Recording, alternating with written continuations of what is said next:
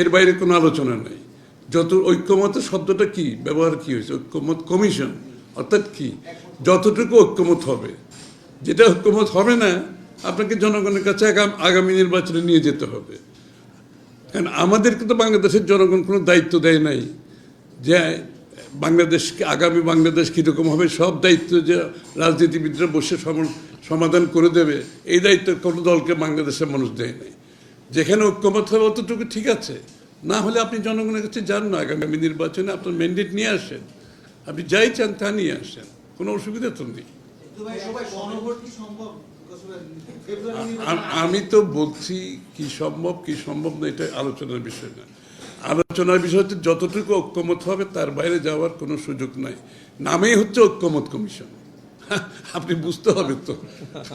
সুতরাং যতটুকু ঐক্যমত হবে তার মধ্যে আমাদেরকে কাজ করতে হবে, তার বাইরে তো থাকবে, তার বাইরে তো প্রত্যেক দলের অনেক কিছু আছে যেটা ঐক্যমত হয় নাই। বিএনপিরও অনেক ইস্যু আছে যেখানে ঐক্যমত হয় নাই, আমাদের কোনো অসুবিধা নেই, আমরা তো মেনে নিয়েছি। অন্য অনেক দলের অনেক বিষয় আছে যেটা ঐক্যমতে আসে নাই। সুতরাং তাদেরকে যেগুলো ঐক্যমত আসে নাই তাদেরকে আগামী নির্বাচনে জনগণের কাছে গিয়ে ম্যান্ডেট নিয়ে সংসদে আসতে হবে তো, তাই না? তার বাইরে কিছু করার তো কোনো দলের অধিকার নাই, আর কোনো দলের এই অধিকারও না যে জোর করে আরেকজনের উপর চাপিয়ে দেবে, তাই না?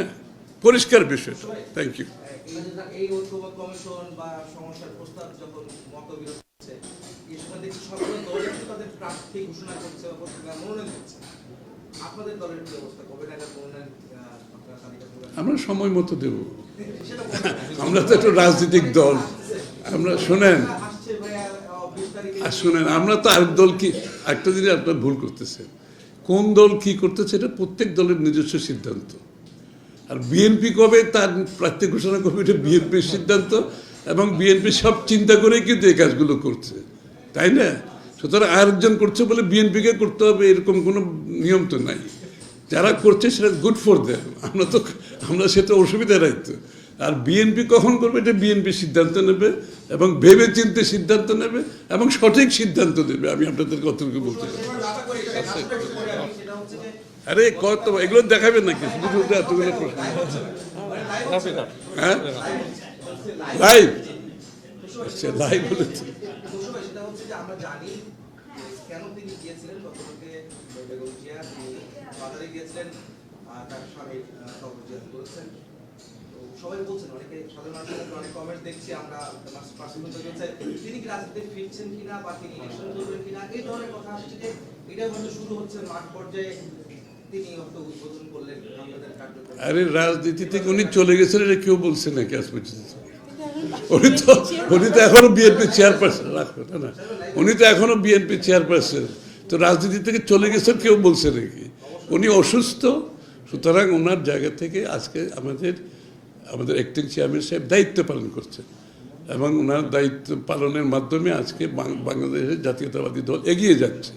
তো সুতরাং কার রোল কি হবে না হবে এটা সময় বলে দেবে, তাই না?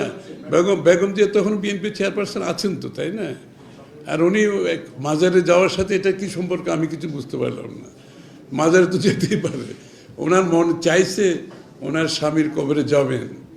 হ্যাঁ, ওনার মন চাইতে পারেন না, ওনার মন চাইছে, উনি গেছেন।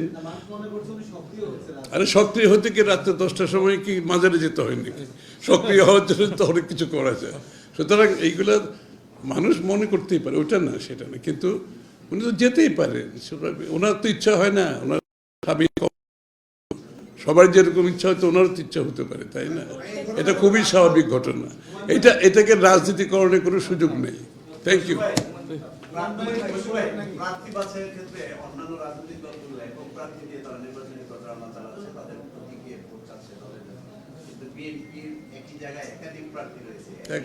বিএনপি এত বড়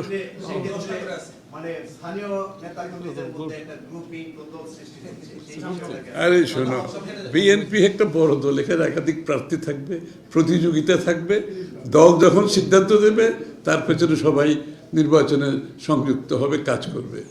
একজন ভদ্রমহিলা বলো, তোমাকে দিতে হবে।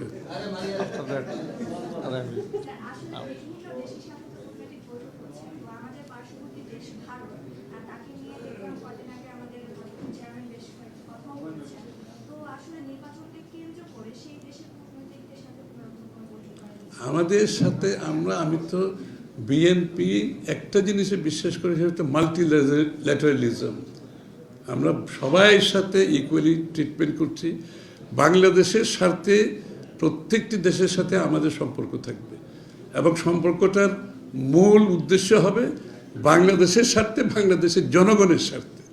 সুতরাং we are open to all, কোনো সমস্যা নেই। Thank you.